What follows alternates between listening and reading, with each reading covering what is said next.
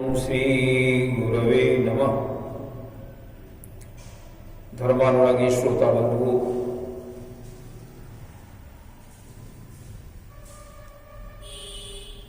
आप सब लोगों का हार्दिक स्वागत अभिनंदन है। आइए विज्ञान की चर्चा करें, उससे पहले गुरुवंदना करते हैं। ओम गुरुर्ब्रह्मा गुरुर्विष्णु गुरुरेव महेश्वर गुरुरेव परब्रह्म तस्मै श्री गुरवे नमः। अखंडमंडलाकारं व्याप्तं येन चराचरं तत्पदं दर्शितं येन तस्मै श्री गुरवे नमः। मातृवत लालयित्री पितृवत मार्गदर्शिका नमो अस्तु पुरुषत्तायै श्रद्धा प्रज्ञायुता चया। ओम श्री गुरवे नमः। भगवान श्री कृष्ण जी का ध्यान करें। ओम वसुदेव सुतं देवं कंस चाणूरमर्दनं देवकी परमानंदं कृष्णं वंदे जगद्गुरुम्। एक बार सद्बुद्धि की देवी गायत्री का ध्यान करें तथा प्रार्थना करें कि हमारी बुद्धि को सन्मार्ग की ओर प्रेरित करें। ओम भूर्भुवः स्वः तत्सवितुर्वरेण्यं भर्गो देवस्य धीमहि धियो यो नः प्रचोदयात्। बोले वेद माता गायत्री की जय। भगवान त्र्यंबकम से प्रार्थना करें कि हम सभी लोग स्वस्थ रहें। ओम त्र्यंबकं यजामहे सुगंधिं पुष्टिवर्धनम् उर्वारुकमिव बंधनान् मृत्योर्मुक्षीयमामृतात्। बोले त्र्यंबकं भगवान की। भाइयों बहनों, पिछले दिन हम चर्चा कर रहे थे कि कौशल्या जी को राम के बन जाने का उतना सोच नहीं है जितना कि भरत के जीवन का सोच है। कौशल्या जी सुनैना जी से कहती है कि भरत का राम से इतना अधिक प्रेम है, इतना अधिक प्रेम है कि बगैर राम के भरत रह नहीं सकते। जैसे मछली और जल से मछली को निकाल दीजिए तो मछली जीवित नहीं रहती। उसी प्रकार से भरत और राम में प्रेम है। बगैर राम के भरत कैसे रहेंगे, इस पे हमें बड़ा संदेह लग रहा है। ऐसा करो, प्रयास ये करो, राजा जनक से कहो कि लखन अयोध्या में लौट चले और भरत राम के साथ वन को चले जाए। ये प्रयास करिए जिससे भरत का जीवन सुरक्षित रहे।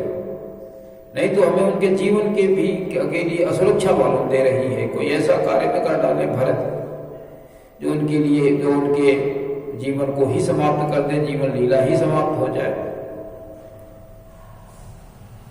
ऐसा कौशल्या जी सुनैना जी से कहती हैं। और क्या कहती हैं? तुलसीदास जी ने लिखा, रखी है लखन भरत गमनु बन। रखी है लखन भरत गमनहि बन। ओ जोया मत माने महीप बन मन। तो क्या करी? तो बल जतन करब सुविचारी ओ मोरी सोच भरत कर भारी। अगर राजा जी इस बात के लिए तैयार हो जाए, उनका मन मान जाए, तो सुविचार करके ये प्रयत्न करिए कि लखन जो है, लक्ष्मण जी अयोध्या को वापस चलें और भरत वन को चले जाएं, क्योंकि इसलिए कि मोरी सोच भरत कर भारी, भरत के जीवन के लिए हमें सोच है। ऐसा सुनैना जी कहती हैं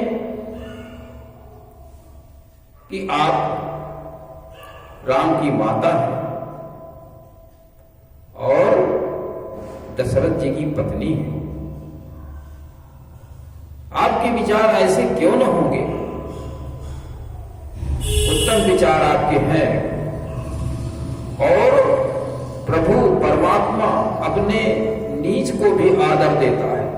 परमात्मा अपने से नीच लोगों को भी आदर देता है। तो आप देखें, ईश्वर ने सबके लिए व्यवस्था बना रखी है। ईश्वर कितना महान है और उसने हर व्यक्ति के लिए कैसी सुंदर सी व्यवस्था बना दी।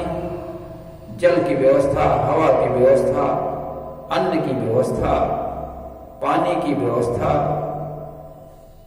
प्रकाश की व्यवस्था, गर्मी की व्यवस्था, वृक्षों, ऑक्सीजन की, ये सब परमात्मा ने बना दी है। कितना वो अपने नीचों से, अपने जो छोटे हैं उनके लिए प्यार करता है।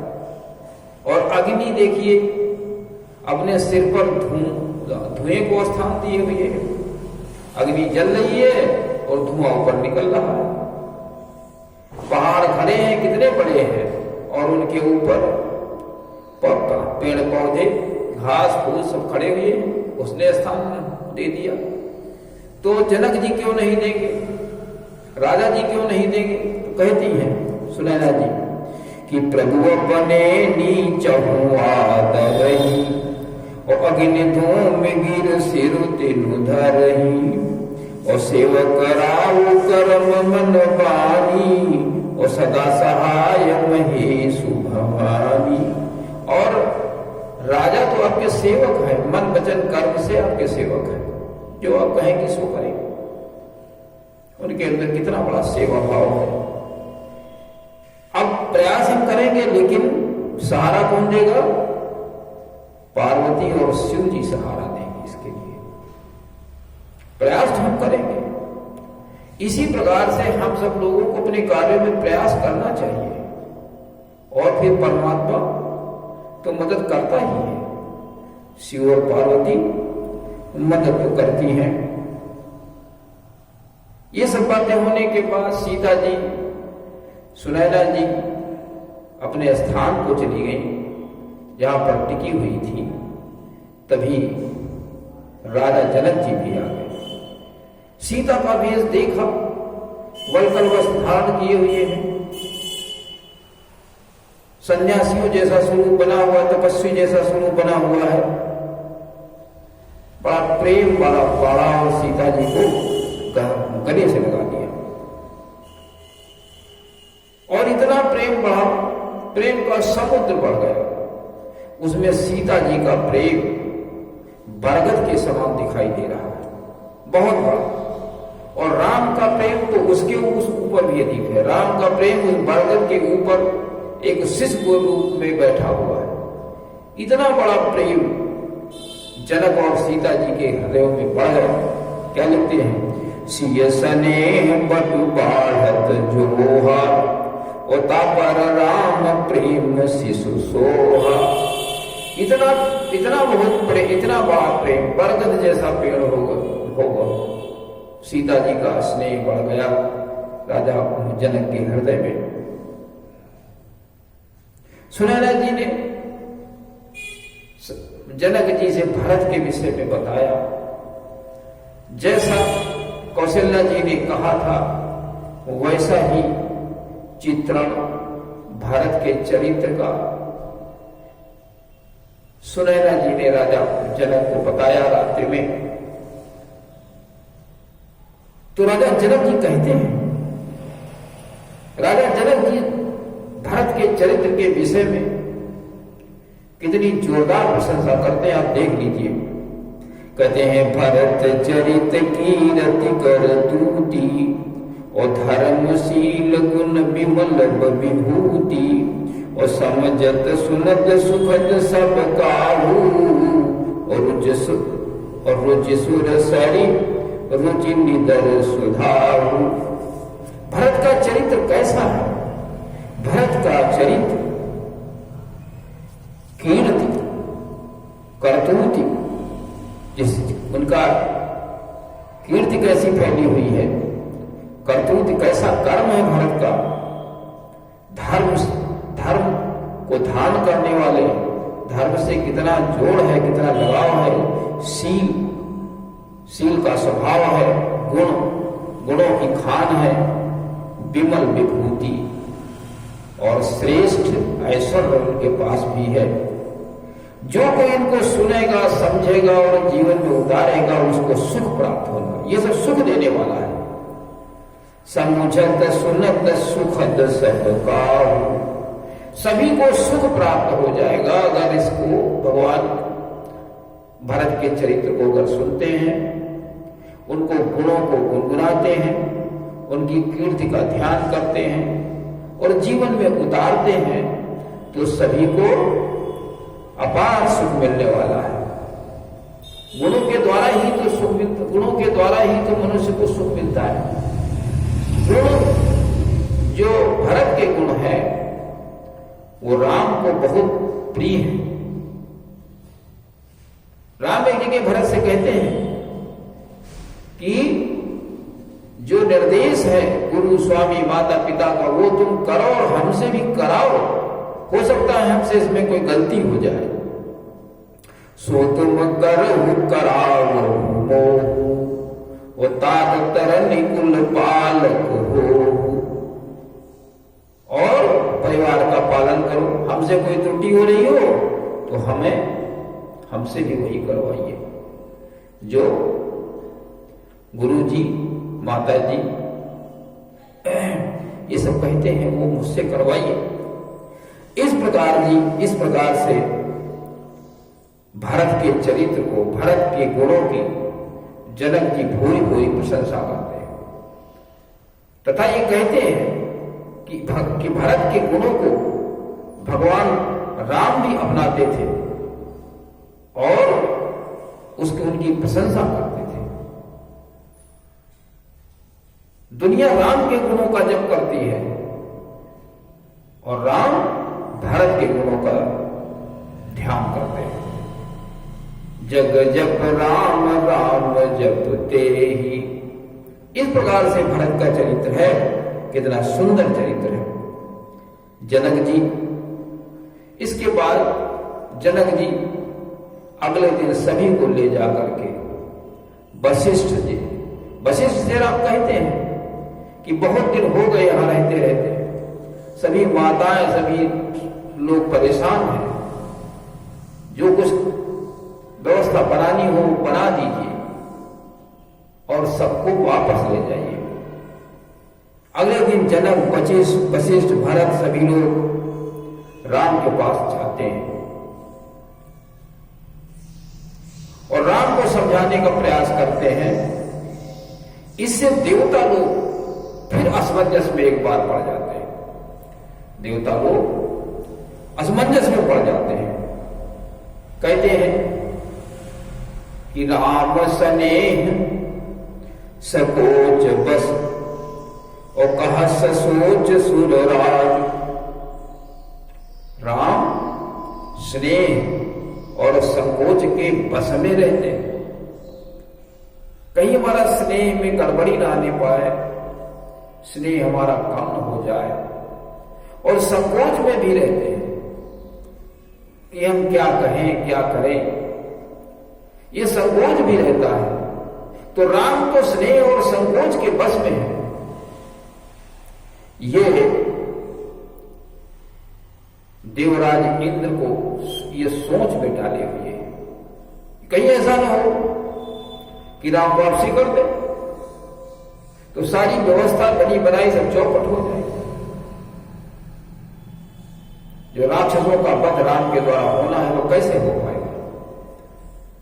राम स्नेह सकोच बस और कहीं ससोच सुर राग और रजहु प्रपंच ही पंच मिली नाहित भयो अकाज।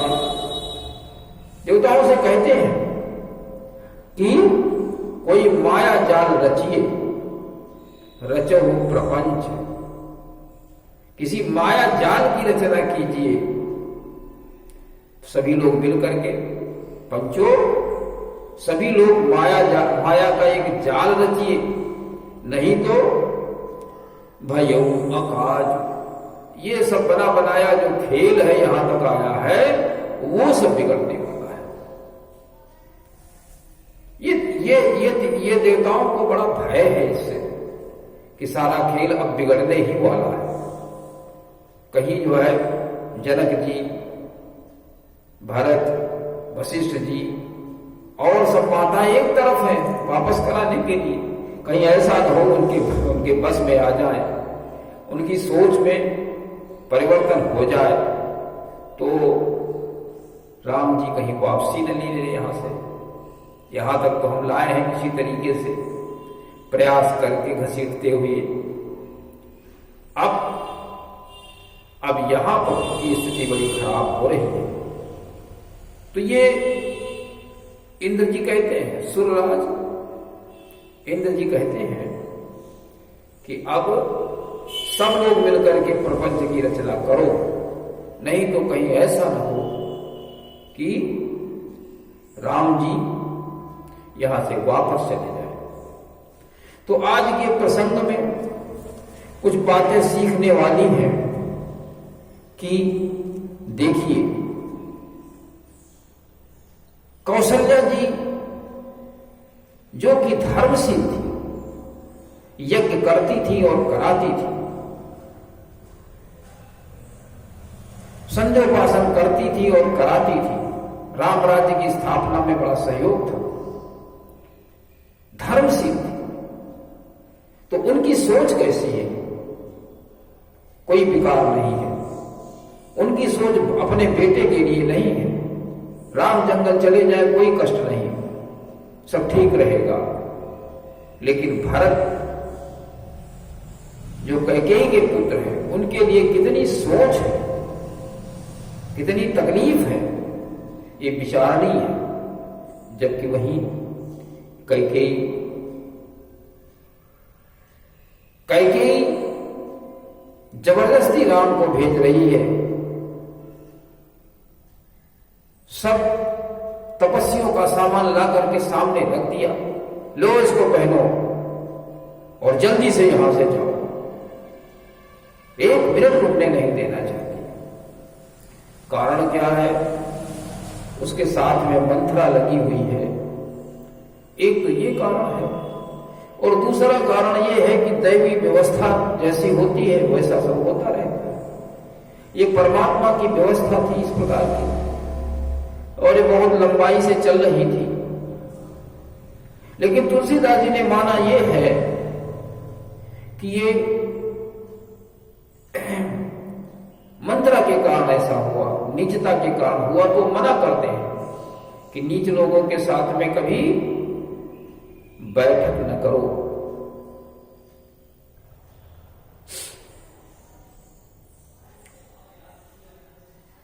को न कुसंगति पाई न साई, और न रहे न नीच मते चतुराई। तो आप सब लोगों से निवेदन है कि जिनकी बुद्धि निचले स्तर की हो, उनसे थोड़ा दूरी बनाकर रखें, उनकी बातों में ना आए, उनके साथ में संगतिकरण न करें, नहीं तो आपके सारे कार्य बिगड़ने लगेंगे। जैसे कि अयोध्या की स्थिति हो गई, और हमेशा ज्ञानवान गुणवान बने, भरत जैसे ज्ञानवान गुणवान आप बन जाएं, क्योंकि भरत के गुणों की सराहना राम भी करते थे और उनके गुणों को अपनाया करते थे। इस प्रकार से आप अपने जीवन को, अपने सोच को, अपने चरित्र को संभालें और भारत के गुणों को अपनाएं, जिससे जीवन में सुख की प्राप्ति हो जाएगी। इसी के साथ में आज के कार्यक्रम का समापन करते हैं। ओम शांति।